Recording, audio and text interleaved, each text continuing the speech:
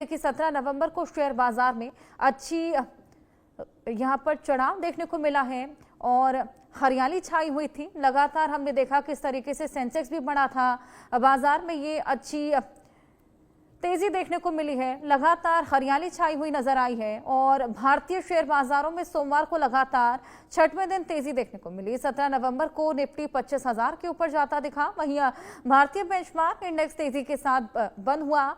कारोबार के अंत में सेंसेक्स 388.17 अंक यानी कि 0.46% बढ़कर 84,950.95 पर और निफ्टी 103.40 अंक या फिर यूं कहें कि 0.40% बढ़कर 26,13.45 पर बंद हुआ। लगभग 18,062 शेयरों में तेजी, 2,068 शेयरों में गिरावट और 155 शेयरों में कोई भी बदलाव नहीं हुआ। आकाश जिंदल शेयर मार्केट एक्सपर्ट हमारे साथ जुड़ गए हैं। बहुत स्वागत है आकाश जी आपका। हमने देखा किस तरीके से मार्केट में आए दिन उतार और चढ़ाव की स्थिति बनी हुई है। ऐसे कौन से फैक्टर्स इस मार्केट को इतना ज्यादा इंपैक्ट कर रहे हैं कि मार्केट स्टेबलाइज नहीं हो पा रहा? एज एन इकोनॉमिस्ट मेरा ये मानना है कि आज ग्लोबल मार्केट्स का असर हमारी मार्केट पे क्लियरली दिख रहा है। अमेरिका में जॉब डेटा आना है और वो जॉब डेटा बहुत महत्वपूर्ण है।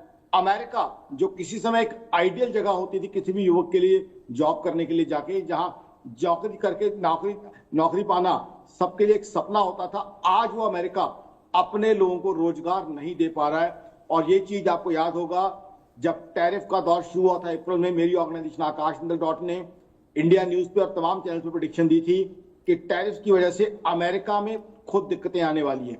तो आज अमेरिका इसी पशोपेश में है कि उनके जॉबलेस क्लेम, यानी कितने लोग वहां जाके ये क्लेम करते हैं कि हम अनएम्प्लॉयड हैं, और अनएम्प्लॉयमेंट का भत्ता जिसे जॉबलेस क्लेम्स है वो कहा जाता है कि उनको दिया जाए। तो हालात ये है, ग्लोबली हालात अच्छे नहीं है। अमेरिका की इकोनॉमी टैरिफ के बावजूद लड़खड़ाई हुई है। पहले हमने देखा शटडाउन रहा वहां पे। उसके अलावा यूरोप देखें, जर्मनी जैसी इकोनॉमी जो कि दुनिया की थर्ड लार्जेस्ट इकोनॉमी है, यूरोप की सबसे बड़ी इकोनॉमी है, 2023-2024 2 साल नेगेटिव जीडीपी ग्रोथ दी है। जापान ने भी इस साल के फर्स्ट क्वार्टर में नेगेटिव जीडीपी ग्रोथ दी है। हिंदुस्तान जरूर तरक्की करता जा रहा है। अभी एफएमसीजी सेक्टर में बहुत सी जॉब्स आई हैं। रियल एस्टेट में बहुत अच्छी तेजी दिखी है इंडिया के कई पॉकेट्स में, और रियल एस्टेट में भी तेजी तभी दिखाई देती है जब इकोनॉमी में दमखम है, इकोनॉमी में बाइंग है, इकोनॉमी में कंजम्पशन है। जीएसटी के जो 2 स्लैब कम किए गए, हमारी सेंट्रल गवर्नमेंट को, जीएसटी काउंसिल को बधाई दूंगा, उसका इफेक्ट हिंदुस्तान में साफ दिखाई दे रहा है और जीडीपी ग्रोथ भी इस बार बढ़ने की संभावना है। तो कहीं ना कहीं जो मार्केट्स है, एज एन इकोनॉमिस्ट मैं कहूंगा हालात क्या है, ग्लोबल इंपैक्ट कहीं ना कहीं नेगेटिव है, जबकि इंडिया का फैक्टर पॉलिटिकल स्टेबिलिटी की तरफ भी अब हिंदुस्तान बढ़ रहा है, क्योंकि एनडीए को अच्छी खासी जीत मिली है बिहार में 2 दिन पहले हमने देखा है। तो पॉलिटिकल स्टेबिलिटी की तरफ वो इंडिकेट कर रहा है। साथ ही साथ जो बाइंग और कंजम्पशन है वो भी बहुत अच्छी हो रही है। जॉब भी एफएमसीजी सेक्टर में अगर पीछे देखें अच्छी जॉब्स आई हैं। अक्टूबर में देखा जाए तो फॉरेन पोर्टफोलियो इन्वेस्टर्स ने भी हिंदुस्तान में बढ़ चढ़ के इन्वेस्टमेंट की है, और ये अक्टूबर तब था जब यूएस अपने टैरिफ लगा चुका था। जब यूएस के टैरिफ अपना रंग दिखाने शुरू हो गए थे, तब भी ग्लोबल इन्वेस्टर्स ने हिंदुस्तान की इकोनॉमी में कॉन्फिडेंस दिखाया है।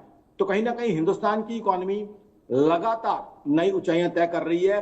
बट ग्लोबल माहौल जो आपने कहा उतार चढ़ाव, वो जो वॉलेटिलिटी है, फ्लक्चुएशन है, हालांकि वो स्टॉक मार्केट का एक फंडामेंटल एट्रीब्यूट है, बट आज की तारीख में जो वॉलेटिलिटी है वो यही जो एक डिस्कनेक्ट है कि इंडिया की इकोनॉमी अच्छी चल रही है बट ग्लोबल सिग्नल्स अच्छे नहीं चल रहे हैं। तो उसी के बीच में मार्केट झूल रही है। मार्केट्स तय करने की कोशिश कर रही है, इकोनॉमिस्ट मैं कहूंगा कि किस दिशा और दशा में जाएं, क्योंकि यूएस से आने वाला डेटा बहुत इंपॉर्टेंट है। क्या यूएस के जॉबलेस क्लेम कम होते हैं या बढ़ते हैं? क्या यूएस का Fed rate of interest further कम कर पाएगा? बहुत से बड़े क्वेश्चन मार्क्स हैं मार्केट्स के सामने। चाइना की बात करें, कंजम्पशन बहुत कम हुई पड़ी है वहां पे, बाजारों में सामान है लेकिन वहां खरीदार नहीं है। साथ ही चाइना का real estate crisis, debt crisis अब पूरी तरह से रंग दिखा रहा है। चाइना के बारे में तो ये बात की जा रही है कि जापान का जैसे 80s और 90s में हुआ था, खासकर 90s में, वो वाला लॉस्ट डेकेड चाइना के लिए रहेगा। तो इसीलिए ये जो आज की तारीख में एक डिस्कनेक्ट है ग्लोबल इकोनॉमी और हिंदुस्तान की इकोनॉमी, वो कहीं ना कहीं वॉलेटिलिटी को एज एन इकोनॉमिस्ट मैं कहूंगा बढ़ा रहा है।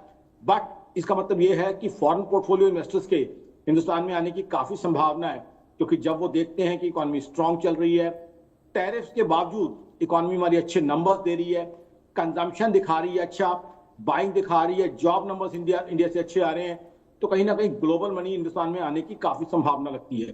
तो मेरा ये मानना है कि इंडियन इकोनॉमी काफी अच्छी लग रही है और अच्छी जो है ग्रोथ मुझे इंडियन इकोनॉमी से दिख रही है। बिल्कुल आकाश जी, इसी बीच हम देख रहे हैं कि सोने और चांदी के प्राइसेस में भी खासा उतार चढ़ाव देखा जा रहा है। एक दिन प्राइसेस घट जाते हैं, एक दिन बढ़ जाते हैं। इसी बीच देखिए कस्टमर्स के लिए तो कहीं ना कहीं ये फायदेमंद है, लेकिन जो इन्वेस्टर्स हैं उनके लिए भी बड़ी असमंजस की स्थिति बन जाती है। बड़ा अच्छा आपने प्रश्न पूछा। इन्वेस्टर्स के लिए मैं ये सुझाव दूंगा कि इन्वेस्टर्स को डाइवर्सिफाई करना चाहिए पोर्टफोलियो।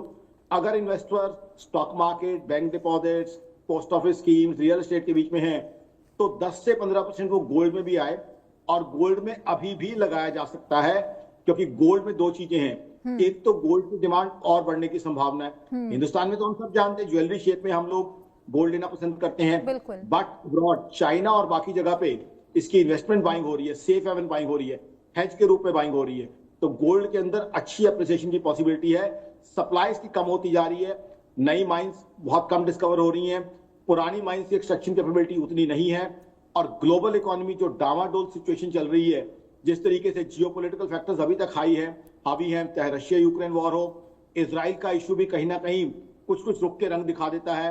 तो ऐसे में गोल्ड में और चांदी दोनों में अभी भी अच्छी अप्रिसिएशन की पॉसिबिलिटी है। तो जो लोग फील कर रहे हैं कि हम मिस आउट कर गए, अभी भी गोल्ड में इन्वेस्ट कर सकते हैं, इवन ज्वेलरी शेप में। बिकॉज ज्वेलरी शेप में क्या होता है, लॉन्ग टर्म ऑटोमेटिक हो जाता है, बिकॉज इसको इमोशनल अटैचमेंट हो जाती है। तो gold jewellery if you buy generally it's kept for 20 years, 25 years, even for generations. तो वो जो सेक्टर है कहीं ना कहीं पॉजिटिव प्ले करेगा। तो बिल्कुल आपने सही कहा, गोल्ड के अंदर इन्वेस्टर्स के लिए लॉन्ग टर्म 1 साल से 2 साल की कॉल या उससे ज्यादा की लेनी हो। बिल्कुल आकाश जी, बेहद अच्छा सुझाव आपने यहाँ पर दिया। बहुत शुक्रिया आपका ये तमाम जानकारियां हमारे साथ साझा करने के लिए। इन खबरों के साथ वक्त एक ब्रेक का।